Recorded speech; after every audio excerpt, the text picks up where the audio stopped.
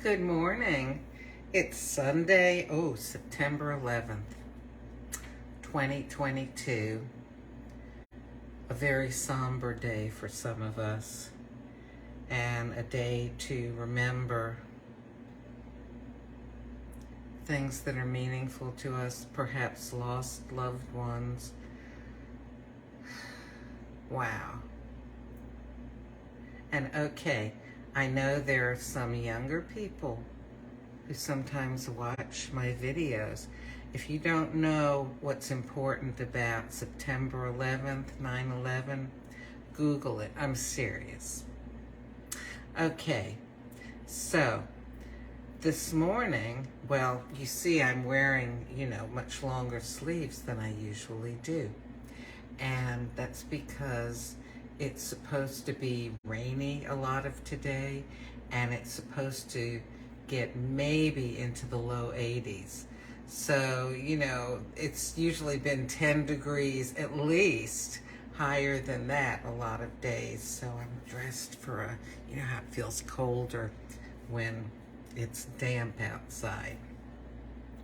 I'm going to make some coffee, and then I'm going to continue talking about anxiety. The notes I'm using are from Rewire Your Anxious Brain by Pittman and Carl. And this is a book that I found very helpful. I particularly like the audiobook because it's almost like you're talking with a counselor. It's wonderful. So let me get the coffee going first. So pumpkin spice cake, of course, on a day like today. Okay. And I'm using my Vertuo machine. I'm going to taste it, but I've got some milk candy here. Yes, it's 30 calorie per cup almond milk. And, okay, so here we go. And while this is brewing, I'll start, okay? So, obsessive thinking. Obsession or holding on to certain thoughts or behaviors. So another way that the thinking, decision-making part of your brain can increase your anxiety is when it won't let go of certain ideas or behaviors. For example, I used to know somebody who, before he would go to bed at night, of course he checked to make sure the doors are locked. That's reasonable. Check to, turn off any lights that were left on. But then he would go to the refrigerator, and it was, like side-by-side refrigerator is what he has, like this.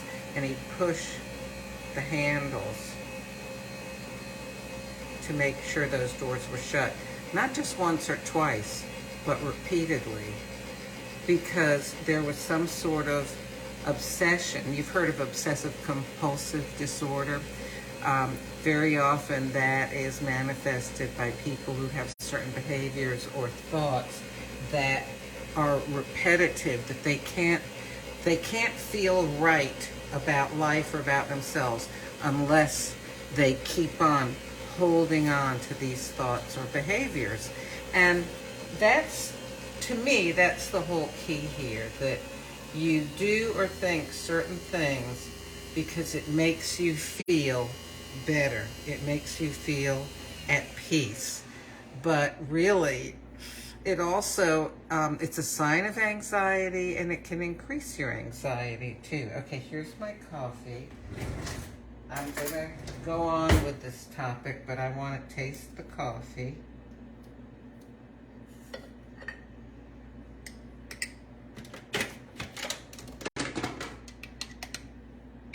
Stir in that crema. With the Vertuo machine, there's a lot more coffee and a lot more crema. But it's because of the volume of coffee. The crema is the oils that are natural to the coffee that give it its flavor and aroma. So when they are put under pressure, in this case spun around super duper fast, they get together with air bubbles and form the crema. Okay, let's see here. Nice aroma. This pumpkin spice cake in this particular coffee not only has things like cinnamon, it's got cardamom also. We've talked about how lovely cardamom is before. So let me give this a taste, and then I'll go on with some information about obsessive thinking and behaviors. Oh, that is really good. For the moment, I'm not going to add any milk in it. I don't want to dull down that flavor. So, okay. If you find yourself preoccupied with certain thoughts or compulsions and you have trouble getting past them, then this is definitely a problem. It's in the thinking part of your brain, okay? So in a way, that's good, because very often you will have more control over it than something that happens in the part of your brain that deals with feelings and memories. So this is a good thing, all right? You can do something about it. Okay. Oh, and Laura's asking, what am I having? I'm having pumpkin spice cake from my Vertuo. And I've got milk to put in it, but it's so delicious. I don't know if I want to do that and possibly dull down the flavor.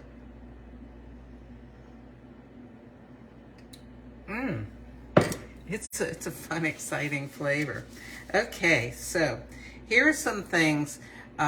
Keep track of about how many things you have happening. Okay, I can spend a long time rehashing certain events in my mind. Now, certainly it's normal that if something happens that upsets us or embarrasses us, or that we're concerned about maybe some upcoming thing, we might kind of go over and over it in our mind. But some people tend to do that with many things, and they tend to do it frequently. And the problem is they can't let go of it. They've got to keep going over and over and over it. That's not a healthy thing. That ignites anxiety, and it doesn't solve any problems. It doesn't help you to make any progress in any direction. It's almost like a car whose wheels are stuck in the mud, just keeps spinning and spinning and spinning and not going anywhere. When I forget to do something or I make some kind of mistake, it takes me a long time to come to terms with it. You know, I think especially this is something that teenagers will go through a lot. But, you know, this is also a theme that I read in many books or see on TV shows. Oh no, I did or said this or that. I can never face these people again. I can never go into that situation again. You know, you can't let go of it. I know somebody who one time they were walking into a large group of people, and they tripped and fell on there was a big mat where you wipe your feet off, and their shoe caught. They tripped and fell, and people came over to help them. No, I'm okay. And the person ran off and hid in the bathroom for a while. She was so embarrassed because, you know, everybody else saw it as, oh my gosh, she tripped, let's make sure she's okay. But she saw it as, I know I'm overweight, and people probably perceive me as fat and clumsy, and now I've proven it by falling down like this. Sometimes we really beat ourselves up, and, you know, she just couldn't even talk about it. She was so obsessed with seeing something as not just an accident that happened, but as her mistake that was her own fault. Have you ever had that happen to you? I think we all have gone through that at various times in our lives, especially when an accident or something not under our control happens, but we feel like it's a reflection on us. Okay, another one. If a friend or relative disappoints me, it can take me months to get over being upset and to return to a good relationship with the person. Oh my goodness. Sorry to say, my mother was like this. She used to say if somebody offended her, friend or relative, I'm crossing them off my list. That was her expression. She's crossing them off her list. She was not going to have anything to do with them anymore. And thank heavens, even as a child, I never understood that. You know, sometimes from your parents, you learn by their example, and it's, you know, a positive thing that helps you get through life. But sometimes you learn by negative examples because you say, as I did, I do not want to be that way. If I ever have children, I want to make sure they're not raised hearing that kind of thing. So, yeah, you know, why is that? Maybe the person, you know, usually if you're mad at somebody, usually it doesn't just have to do with what they did. It has to do with something in you that maybe you need to deal with and get worked out. So another one, I can get very upset if I can't keep certain objects in order or good condition. So I'm not sure about this one, but I know that for myself, I've gone through periods of time where maybe my house was real messy, not dirty, but messy, disorderly. And I kind of beat myself up, you know, what is wrong with you? Why can't you just get this stuff taken care of? I can become preoccupied with arranging, counting, or evening things up. Maybe that's related to the one that I just read about getting upset if you can't keep certain things in order or good condition. You know, if you've ever seen the show Everybody Loves Raymond, which I understand, this is apparently I'm on the other side of the generation gap, because when I was substitute teaching, there was an example, well actually we were talking about intrusive and extrusive types of rocks, and I was going to, you know, just use the examples of how intrusive and extrusive are used in regular language. And I said, has anyone ever seen Everybody Loves Raymond? And I got this kind of deer in the headlights look. And I thought, oh my gosh. And one kid said, oh, I think my grandma watches that. Well, I'm on the other side of the generation gap, and there's no bridge going across. So, but anyway, I was going to use the example of Marie Barone being very intrusive into Raymond and Deborah's life. But anyway, so what was I can become preoccupied. Oh, I was going to say, in Everybody Loves Raymond, there's a character, Robert, Raymond's brother, and he's always having to arrange things and count them and, you know, make sure things are even and all that stuff. And some people, they're disturbed. Like, I'll give you a real life example. I knew someone who, they were building a house, and the contractor was putting in recessed lights in the ceiling in one of the rooms. And it was supposed to be, you know, maybe 3 or 4 lights. One of the lights was ever so slightly off. It wasn't an exact line. The person just, I mean, could not get over that. Every time they came in the room, you know, it disturbed them. Actually, there are a lot of people that are disturbed by that kind of thing, but I mean, you can get over it. This person couldn't get over it. But I used to work in a factory, and one of the things that I did was to post graphs of how various production was going. And nobody wanted to look at those, so I would put a picture as the background of the graph of, you know, scenes from around the factory, and then people were interested in looking.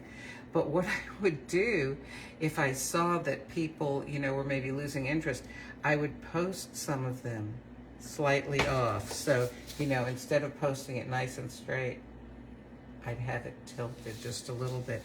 You'd be surprised how many people, they're looking at this line of papers posted, you know, one, and then all of a sudden one of them is slightly askew. A lot of people looked at it. Anyway, but some people become, they're not just occupied, they're not just attracted by that, but they're preoccupied. You know, everything has to be exactly in a certain order or they just feel unsettled. So we're talking about that kind of thing where you cannot be at peace and go on normally with life if you don't have things a particular way. Okay, I need to repeatedly check on things in order to reduce my anxiety, either by checking with people or inspecting something, like my stove. Well, I gave you that example of the person making sure those, side-by-side doors on the refrigerator were pushed in and the doors were shut. I've known people who maybe they've been going somewhere and they said, oh my gosh, wait, I don't know if I turned the stove off. And they had to go back to the house again. And the thing is, that was a regular thing in their lives. And you know what? They had never left the stove on, but it was an obsession with them. Oh no, if I left it on, the fire might start, whatever. So yeah, if you do that a couple times, like I burn candles, and every once in a while, I don't know, I think one time I got in touch with one of my neighbors. I said, would you mind going in and checking, make sure I blew the candle out because I'm going to be gone all day, And then one time I did come back to the house and sure enough, I had left the candle burning. But it's not an obsession. This is like in my whole life, maybe 2 or 3 times this has happened.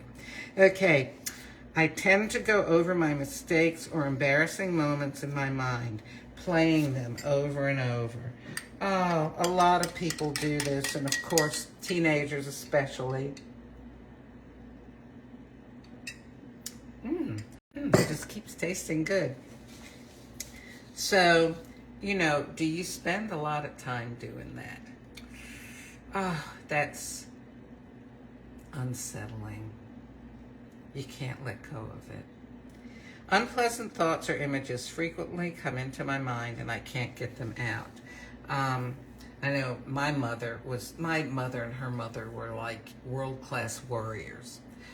They would get something in their mind and they could not let go of it. My mother was the one that I would hear from my friends, oh, your mother called me because she couldn't get in touch with you. Or my mother would start calling hospitals, in the area if she couldn't get a hold of me, figuring, oh, something's happened. It's funny to laugh about now, but how sad that she was so plagued by these types of thoughts of unpleasant things possibly happening that she actually had to be calling around to check and make sure that nothing happened, or to find out what terrible thing did happen. Anyway, so again, we all have some of these things happen sometimes, all right? The problem is when these start to take over our lives and we do not seem to have the power of choice to stop doing them. Something that I wanted to be sure to mention, because I didn't mention it with our first 2 topics, pessimism and worry, is that people have a tendency to get into a habit of doing things. And even though they might know that some of these thought patterns or behaviors are not helpful to them, it feels familiar because it's a habit. That's how they've always done it. So it feels almost comfortable and soothing to keep up with this anxious habit just because you've always done it that way. So, the other day I was saying sometimes it will feel uncomfortable to work on avoiding certain kinds of thoughts or behaviors, or on stopping them and distracting ourselves because it feels good to keep doing them because we're used to thinking that way.